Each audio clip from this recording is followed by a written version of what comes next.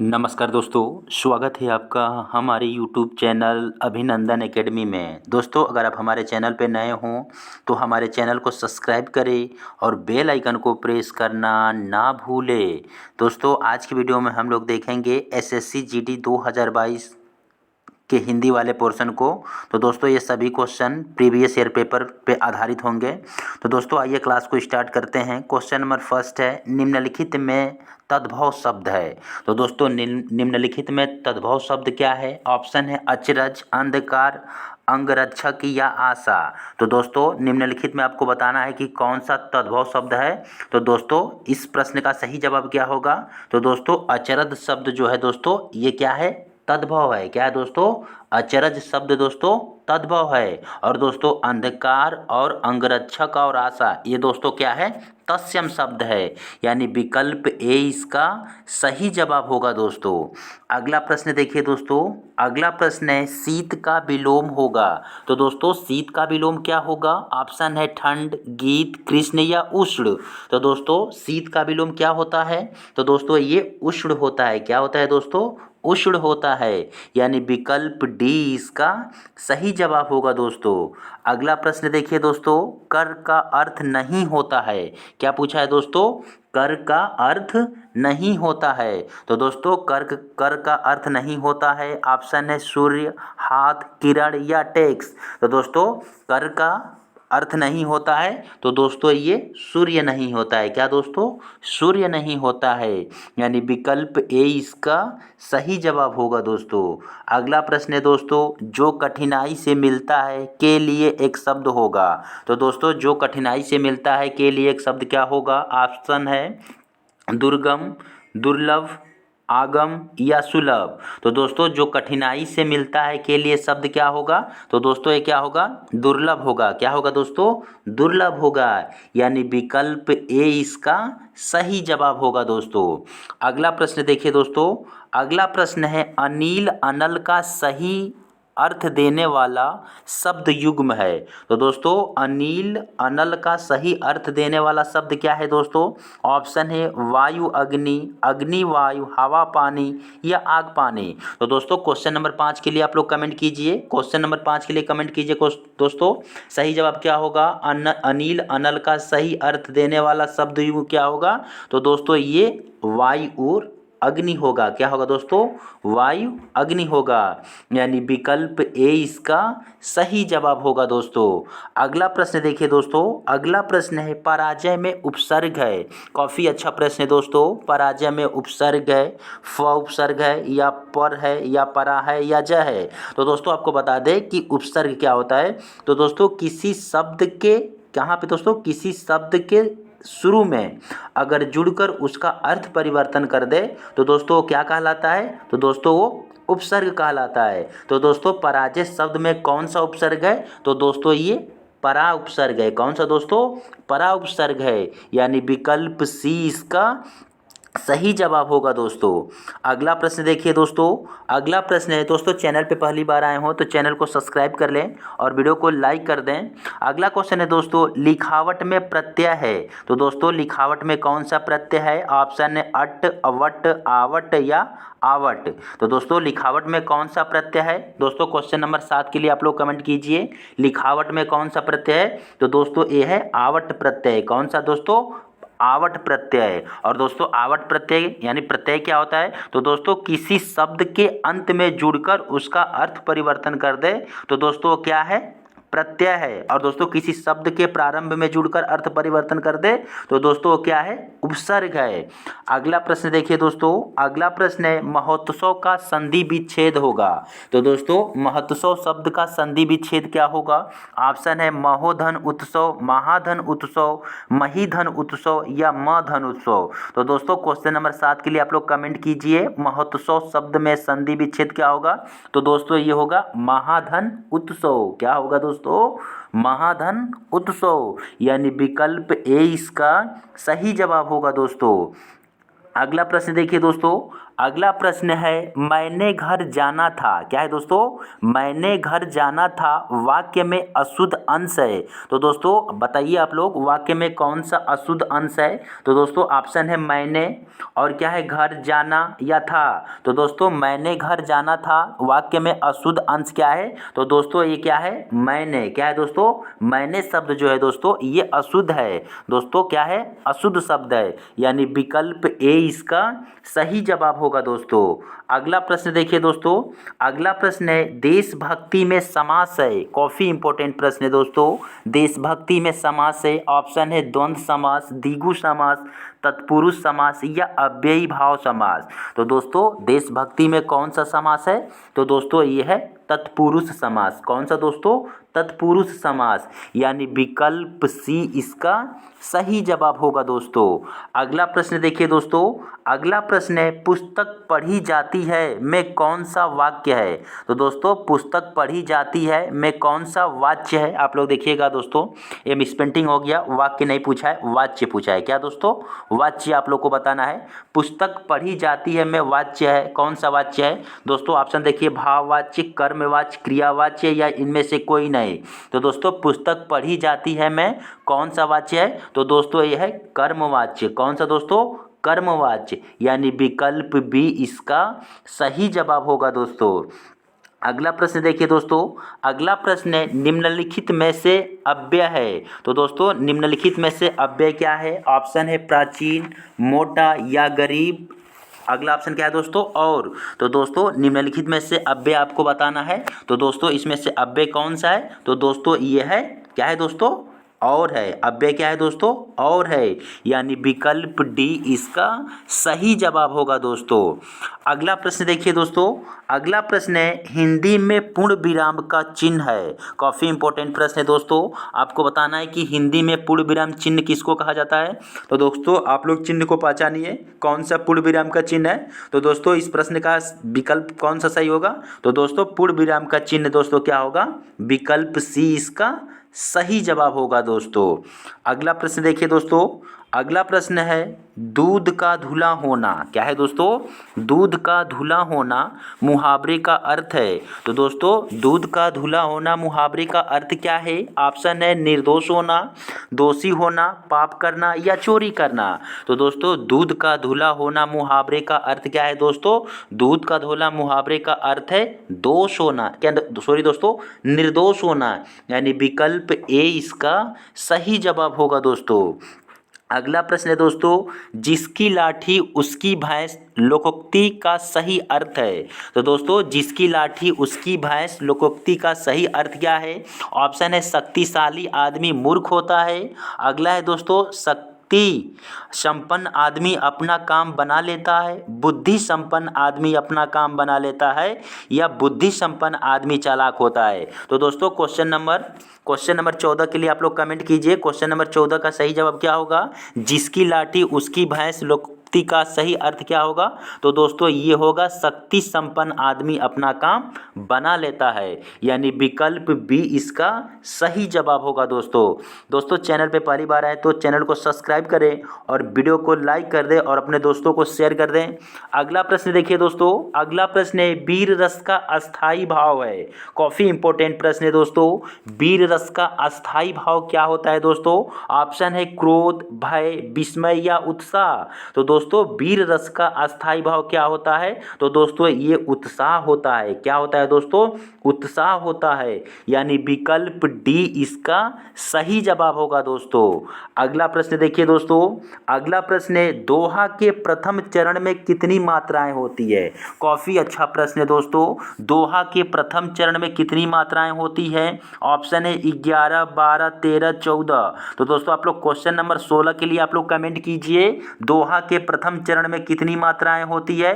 तो दोस्तों दोहा में 4 चरण होते हैं। इसके विषम चरण अर्थात पहले व क्या दोस्तों तीसरे चरण में 13 मात्राएं तथा सम चरणों में अर्थात दूसरे चौथे चरण में 11 मात्राएं होती है। तो दोस्तों इस प्रश्न का सही जवाब क्या होगा?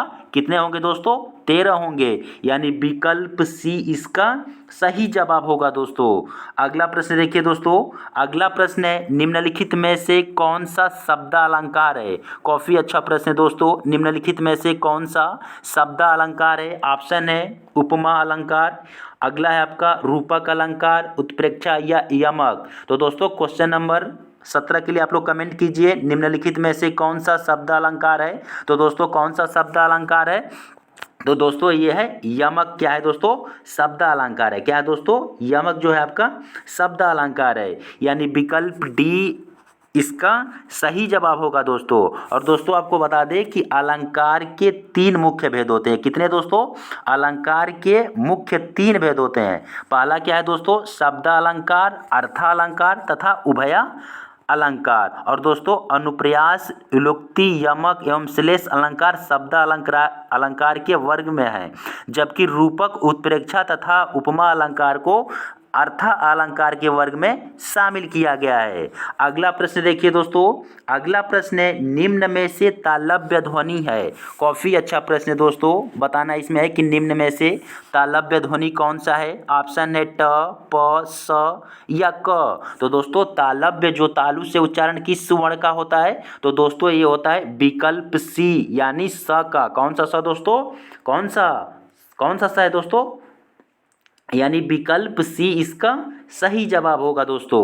अगला प्रश्न देखिए दोस्तों। अगला प्रश्न है निम्न में से कौन सा वर्ण अघोष है? काफ़ी अच्छा प्रश्न है दोस्तों। निम्न में से कौन सा वर्ण अघोष है? ऑप्शन क, ग, घ या ज। तो दोस्तों क्वेश्चन नंबर 19 के लिए आप लोग कमेंट कीजिए कौन सा वर्ण अघोष है? तो दोस्तों कौन सा वर्ण अघोष है? तो दोस्तों क जो है क्या है? अघोष है, यानी विकल्प ए इसका सही जवाब होगा दोस्तों। अगला प्रश्न देखिए दोस्तों। अगला प्रश्न है निम्न में से कौन सा शब्द स्त्रीलिंग है?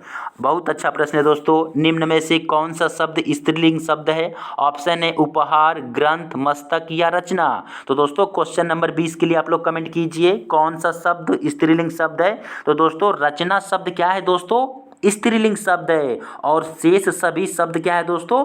पुल्लिंग शब्द है, यानी विकल्प डी इसका सही जवाब होगा दोस्तों। अगला प्रश्न देखिए दोस्तों। अगला प्रश्न है दोस्तों निम्न में से कौन सा शब्द पुल्लिंग है? तो दोस्तों आपको क्वेश्चन नंबर 21 के लिए आप लोग कमेंट कीजिए निम्न में से कौन सा शब्द पुल्लिंग शब्द है? ऑप्शन है इच्छा, राष्ट्र, रक्षा या योग्यता। तो दोस्तों राष्ट्र पुल्लिंग शब्द है और शेष सभी क्या है दोस्तों? स्त्रीलिंग शब्द है, इसलिए विकल्प बी इसका सही जवाब होगा दोस्तों। अगला प्रश्न देखिए दोस्तों। अगला प्रश्न है किस शब्द का प्रयोग सदा बहुवचन में होता है? वेरी वेरी इंपॉर्टेंट प्रश्न है दोस्तों। क्वेश्चन 22 नंबर देखिए दोस्तों। क्वेश्चन नंबर 22 को किस शब्द का प्रयोग सदा बहुवचन में होता है? तो दोस्तों बताइए आप लोग। ऑप्शन है लड़का, घोड़ा, प्रण या वधु। तो दोस्तों किस शब्द का प्रयोग बहुवचन में होता है? तो दोस्तों प्रण शब्द का प्रयोग सदा बहुवचन में होता है। कौन सा शब्द का दोस्तों? प्रण शब्द का प्रयोग बहुवचन में होता है, यानी विकल्प सी इसका सही जवाब होगा दोस्तों। दोस्तों वीडियो आपको पसंद आ रहा हो तो वीडियो को लाइक कर दें और अपने दोस्तों को शेयर कर दें। क्वेश्चन नंबर नेक्स्ट है दोस्तों। क्वेश्चन नंबर 23 देखिए। ने किस कारक का चिन्ह है? तो दोस्तों आपको बताना है कि ने किस कारक का चिन्ह है। ऑप्शन है कर्ता का, कर्म का, करण का या संप्रदान का।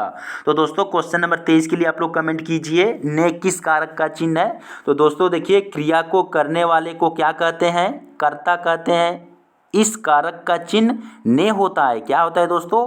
ने होता है। कर्म कारक, करण कारक तथा संप्रदान कारक का चिन्ह क्रमशः को, से, द्वारा तथा को के लिए होता है। यानी इस प्रश्न का सही जवाब क्या होगा दोस्तों? किसका होगा? इस प्रश्न का सही जवाब क्या होगा दोस्तों? विकल्प, यानी किसके लिए होता है? कर्ता के लिए होता है। अगला प्रश्न देखिए दोस्तों। अगला प्रश्न है निम्नलिखित में से सर्वनाम है? काफ़ी अच्छा प्रश्न है दोस्तों। निम्नलिखित में से सर्वनाम आपको बताना है। तो दोस्तों ऑप्शन है घर, आप, पहाड़ या नदी। तो दोस्तों सर्वनाम क्या है? तो दोस्तों आप जो है निश्चयवाचक सर्वनाम है। क्या है दोस्तों? आप शब्द जो है दोस्तों निश्चयवाचक सर्वनाम है। और दोस्तों निश्चयवाचक सर्वनाम आप कर्ता के विषय में वर्णन करता है परंतु स्वयं कर्ता नहीं होता है, इसलिए विकल्प बी इसका सही जवाब होगा दोस्तों। अगला प्रश्न देखिए दोस्तों। अगला प्रश्न है निम्नलिखित में विशेषण है? काफ़ी इंपॉर्टेंट प्रश्न है दोस्तों। निम्नलिखित में विशेषण बताना है दोस्तों इस प्रश्न में। निम्नलिखित में विशेषण शब्द है, ऑप्शन है लंबाई, बुढ़ापा, समझ या शांत। तो दोस्तों शांत गुणवाचक विशेषण है। क्या है दोस्तों? शांत गुणवाचक विशेषण है। संज्ञा या सर्वनाम की विशेषता बताने वाले शब्द को विशेषण कहते हैं। विशेषण के मुख्य रूप से 4 भेद होते हैं। कितने दोस्तों? 4 भेद होते हैं। कौन कौन दोस्तों? गुणवाचक, परिणामवाचक, सर्वनामिक और संख्यावाचक। इसलिए विकल्प डी इसका सही जवाब होगा दोस्तों। अगला प्रश्न देखिए दोस्तों। अगला प्रश्न है प्राणार्थक क्रिया है। तो दोस्तों प्राणार्थक क्रिया क्या है? ऑप्शन है गिरना, बोलना, सुनना या कहना। तो दोस्तों प्राणार्थक क्रिया क्या है? तो दोस्तों सुनना क्या है? प्राणार्थक क्रिया है। क्या है दोस्तों? सुनना प्राणार्थक क्रिया है। जब कर्ता किसी कार्य को स्वयं न करके किसी दूसरे कार्य को करने को प्रेरित करता है, उसे उस क्रिया को प्राणार्थक क्रिया कहते हैं। क्या कहते हैं दोस्तों? प्राणार्थक क्रिया करते हैं। यानी विकल्प सी इसका सही जवाब होगा दोस्तों। कौन सा दोस्तों? विकल्प सी इसका सही जवाब होगा दोस्तों। अगला प्रश्न देखिए दोस्तों। अगला प्रश्न है लड़के ने पुस्तक पढ़ी है। क्या है दोस्तों? लड़के ने पुस्तक पढ़ी है वाक्य का काल है। क्या है दोस्तों? वाक्य का काल है। ऑप्शन है सामान्य वर्तमान, सामान्य वर्तमान, पूर्ण वर्तमान, संदिग्ध वर्तमान या साव्य वर्तमान। तो दोस्तों क्वेश्चन नंबर 27 के लिए आप लोग कमेंट कीजिए। लड़के ने पुस्तक पढ़ी है वाक्य का काल है। तो दोस्तों कौन सा वाक्य का काल है? तो दोस्तों प्रस्तुत वाक्य में पूर्ण वर्तमान काल है। क्या है दोस्तों? पूर्ण वर्तमान काल है। जिस क्रिया के होने या करने की पूर्णता का बोध वर्तमान काल में हो उसे पूर्ण वर्तमान काल कहते हैं। क्या कहते हैं दोस्तों? पूर्ण वर्तमान काल कहते हैं। यानी विकल्प बी इसका सही जवाब होगा दोस्तों। अगला प्रश्न देखिए दोस्तों। अगला प्रश्न है बीजक किसकी रचना, दोस्तों बीजक किसकी रचनाओं का संग्रह है? तो दोस्तों आपको बताना है कि बीजक किसकी रचनाओं का संग्रह है। ऑप्शन है दोस्तों कबीर का, जय सिंह, सूरदास या तुलसीदास। तो दोस्तों बीजक जो है किसकी रचनाओं का संग्रह है? ऑप्शन दोस्तों कबीरदास, जयसिंह, तुलसीदास या सूरदास। तो दोस्तों बीजक कबीरदास की रचनाओं का संग्रह है। किसके दोस्तों? कबीरदास की रचनाओं का संग्रह है। जबकि सूरदास की रचनाओं का सूरसागर और साहित्य लहरी है। और तुलसीदास की रचनाएं क्या है दोस्तों? रामचरितमानस, गीतावली, दोहावली आदि है। जबकि पद्मावत मलिक मोहम्मद जैसी की रचना है। यानी विकल्प ए इसका सही जवाब होगा दोस्तों। अगला प्रश्न देखिए दोस्तों। अगला प्रश्न है अंधेर नगरी नाटक के रचयिता है। काफी इंपॉर्टेंट प्रश्न है दोस्तों। अंधेर नगरी नाटक के रचयिता है। ऑप्शन है जयशंकर प्रसाद, मोहन राकेश, भारतेंदु हरिश्चंद्र या भीष्म साहनी। तो दोस्तों क्वेश्चन नंबर 29 के लिए आप लोग कमेंट कीजिए। अंधेर नगरी नाटक के रचयिता कौन है दोस्तों? क्या है दोस्तों? भारतेंदु हरिश्चंद्र। और दोस्तों भारतेंदु हरिश्चंद्र द्वारा लिखित अन्य नाटक क्या है दोस्तों? कर्पूर है, मंजरी है, भारत जननी है, वैदिका, हिंसा। ये क्या है सब दोस्तों? ये हरिश्चंद्र क्या दोस्तों? भारतेंदु हरिश्चंद्र की रचना है। यानी विकल्प कौन सा इसका सही होगा दोस्तों? क्वेश्चन नंबर 29 का विकल्प नंबर कौन सा सही होगा? यानी विकल्प सी इसका सही जवाब होगा दोस्तों। अगला प्रश्न देखिए दोस्तों। अगला प्रश्न है कामायनी के रचनाकार हैं। तो दोस्तों कामायनी के रचनाकार कौन से? ऑप्शन है जयशंकर प्रसाद, सुमित्रानंद पंत, सूर्यकांत त्रिपाठी निराला या महादेवी वर्मा।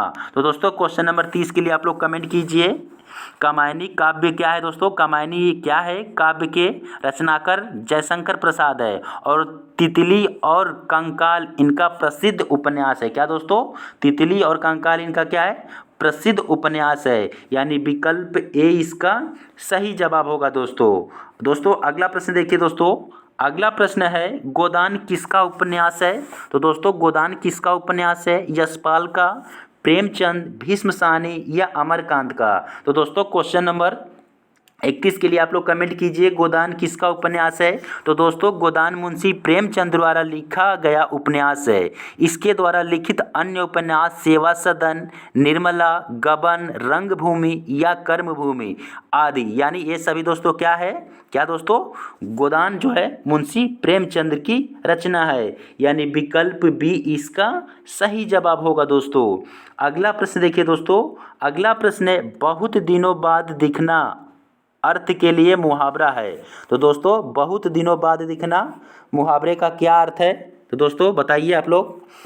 ऑप्शन ए कोसों दूर होना, गुदड़ी का लाल होना, ईद का चाँद होना, अब तक होना। तो दोस्तों बहुत दिनों बाद दिखना अर्थ के लिए मुहावरा है। तो दोस्तों ईद का चाँद होना, क्या दोस्तों, ईद का चाँद होना, यानी विकल्प सी इसका सही जवाब होगा दोस्तों अगर वीडियो आपको पसंद आ रहा हो तो हमारी यूट्यूब चैनल अभिनंदन एकेडमी को सब्सक्राइब करें और वीडियो को लाइक करें। दोस्तों फिर मिलते हैं हम किसी नेक्स्ट वीडियो में, तब तक के लिए नमस्कार।